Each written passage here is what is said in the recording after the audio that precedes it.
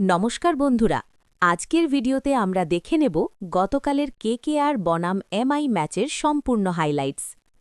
প্রথমে ব্যাট করতে নামে কলকাতা নাইট রাইডার্স। শুরু থেকেই তারা আক্রমণাত্মক মুডে ছিল।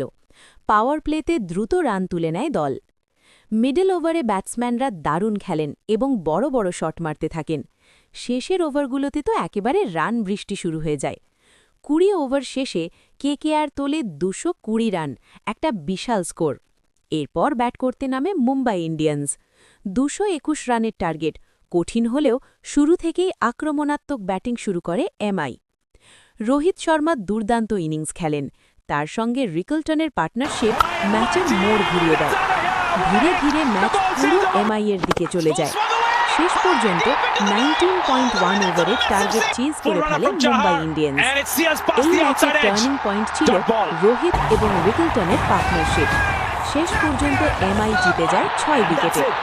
তোমার মতে ম্যাচের সেরা খেলোয়াড় কে? কমেন্ট করে জানাও।